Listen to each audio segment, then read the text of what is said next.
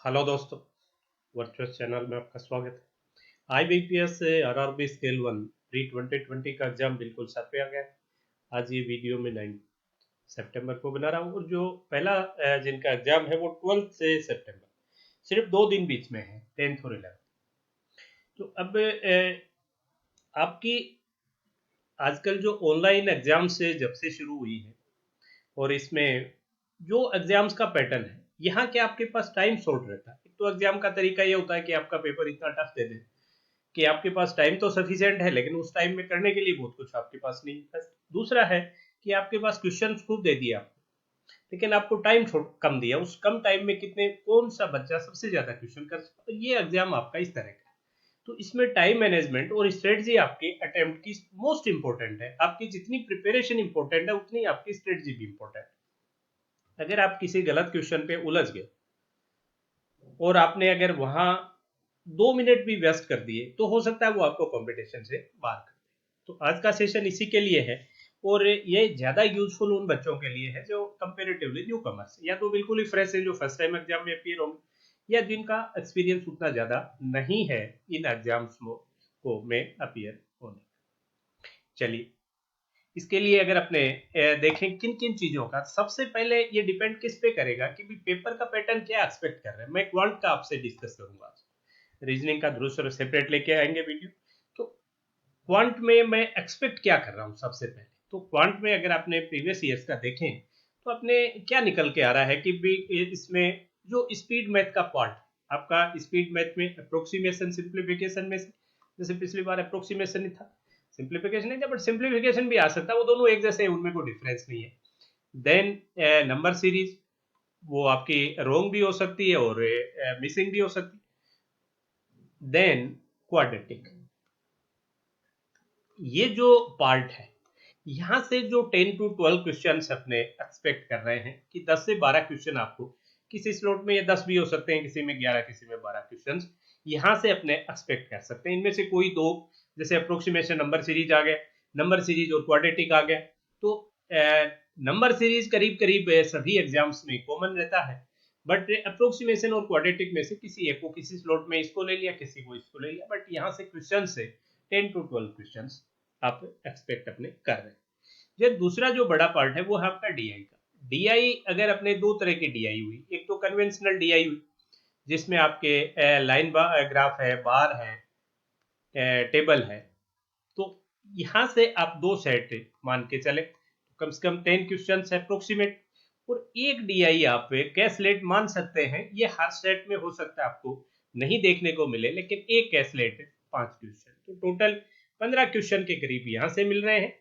और जो बचा मिसलेनियस, मिसलेनियस जो अर्थमेटिक है, यहाँ से आप 12 से 15 क्वेश्चन आपको यहाँ से भी मिले।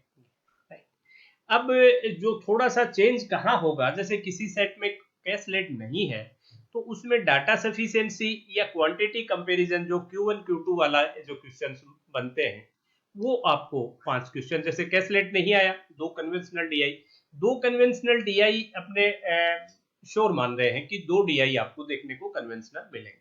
एक किसी में कैसलेट मिल गई, किसी में डाटा सफिशिएंसी या क्वांटिटी कंपैरिजन के 5 क्वेश्चन मिले। ये भी सिंपल, जैसे प्रीवियस ईयर्स में अपने देख रहे हैं, प्री लेवल पे डाटा सफिशिएंसी भी आसान आई है। अगर आपका उस पर्टिकुलर टॉपिक पे कमांड है तो ये भी डुएबल क्वेश्चन है। क्वांटिटी कंपैरिजन में भी हो सकता है एक क्वांटिटी आपको गिवन हो, दूसरी क्वांटिटी आपको निकालनी हो, लेकिन ये भी मिसलेनियस से कम टाइम लेते हैं। अगर एक क्वांटिटी गिवन है तो दोनों ही निकालनी है तो फिर लंबा होगा, राइट। तो ये थोड़ा अपने को देखना है। तो ये पोजीशन निकल के आती है। मिसलेनियस में जब 10+ क्वेश्चन जिस भी एग्जाम में आते हैं तो जितने भी टॉपिक्स हैं उन सभी को वो कवर कर लेते हैं।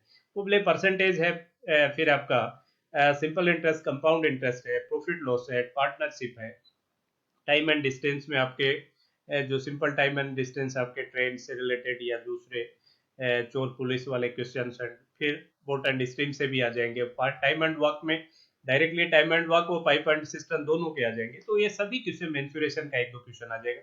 तो सभी क्वेश्चन फिर ये जब 10+ में सभी टॉपिक्स कवर हो जाते हैं।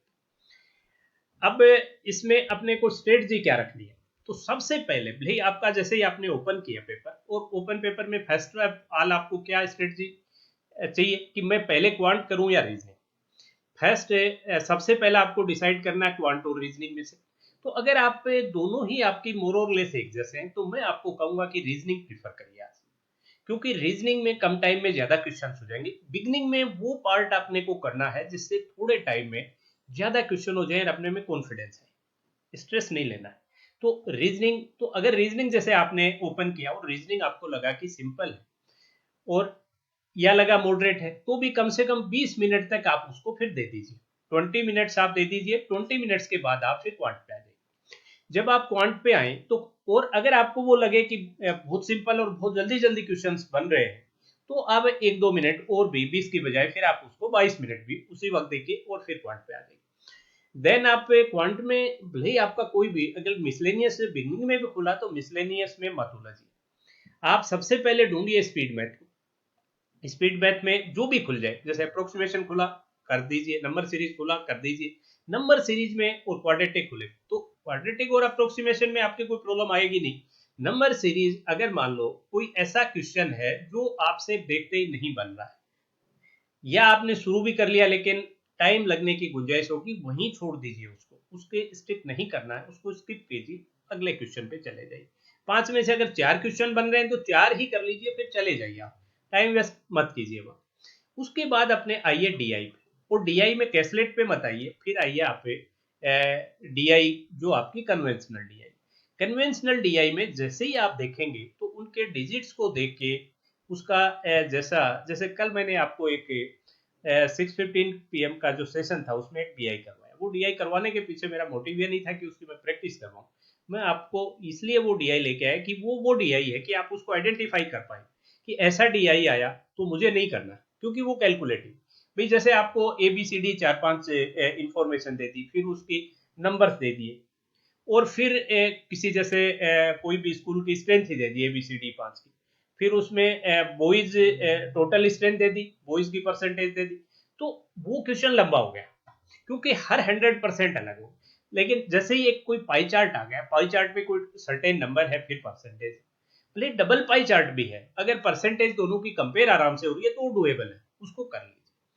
टेबुलर डीआई में भी आप देखेंगे कि अगर डिजिट्स आपकी 2 डिजिट या 3 डिजिट में है, लेकिन डिजिट जैसे 500 है, 600 है, 650 है, ऐसी हैं कि जल्दी जल्दी वो जुड़ रही हैं, तो उसको आप टेकअप कीजिए। अगर उसको बहुत कैलकुलेटिव बनाने की कोशिश की गई है तो एक बार उसको मत टेकअप कीजिए। तो अपने फिर प्रायोरिटी इन स्पीड मैथ के बाद में कन्वेंशनल डीआई अपनी प्रायोरिटी।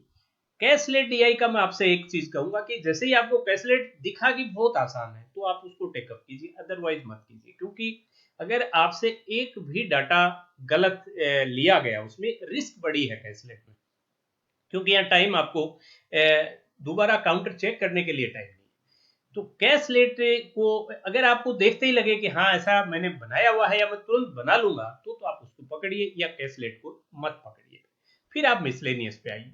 हाँ, कैशलेट की जगह अगर डाटा सफिशिएंसी या क्वांटिटी कंपैरिजन है, तो मैं ये कहूंगा कि अगर आपका टॉपिक्स पे पकड़ ज्यादा है तो डाटा सफिशिएंसी भी आपके मिसलेनियस से जल्दी होगी, और क्वांटिटी कंपैरिजन के भी अभी तक मैंने जितने के देखे हैं पेपर्स, उसमें अगर एक वैल्यू आपको गिवन है, एक क्वांटिटी गिवन है, तो वो क्वेश्चन जो भी बनाते हैं वो जनरली मिसलेनियस से आसान क्वेश्चन बनते हैं, तो वो भी डुएबल हैं in comparison to miscellaneous. Last में अपने को मिसलेनियस पे आना है। मिसलेनियस में एक चीज जरूर ध्यान रखिए, अगर क्वेश्चन का नोमेनक्लेचर लंबा चौड़ा है जिसको पढ़ने के लिए ही आपको 20 सेकंड चाहिए, वो क्वेश्चन आपको नहीं लेना है।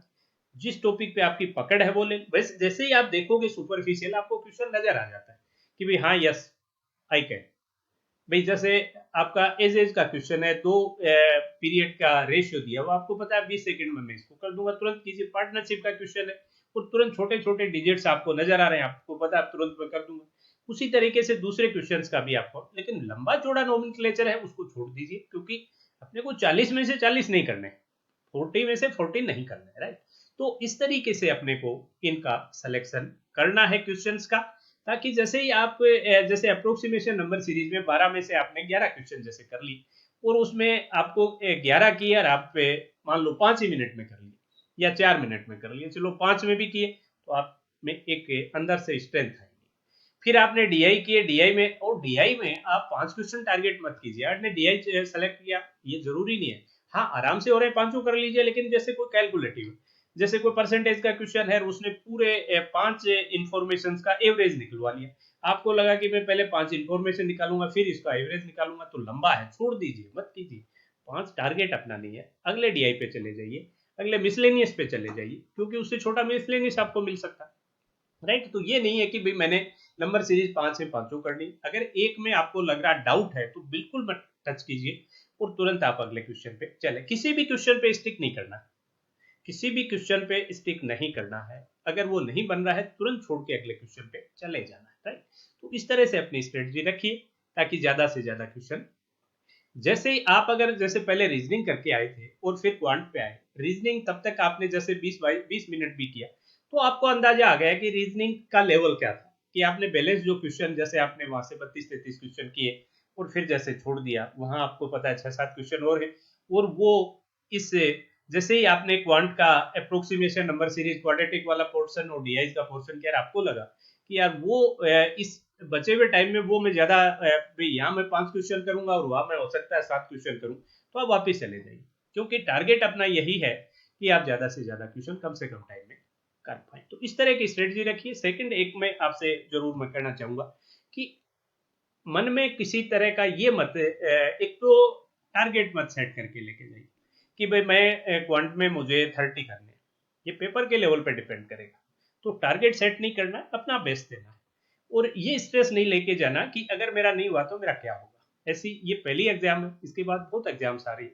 अब आपके बाद इसके बाद में क्लर्क की एग्जाम है, उसके बाद आईबीपीएस की दोनों एग्जाम बाकी हैं, एसबीआई पीओ भी किसी मोमेंट आ सकता है, इंश्योरेंस सेक्टर से भी मैं ये मान के चल रहा हूँ कि 2 से 3 नोटिफिकेशन अपने को इस ओल्ड पैटर्न में देखने को मिल सकते हैं। आरबीआई असिस्टेंट और एसबीआई क्लर्क प्री का भी रिजल्ट आना शेड्यूल्ड है, उसमें बहुत बच्चे सेलेक्ट होंगे जिनको मेन देना।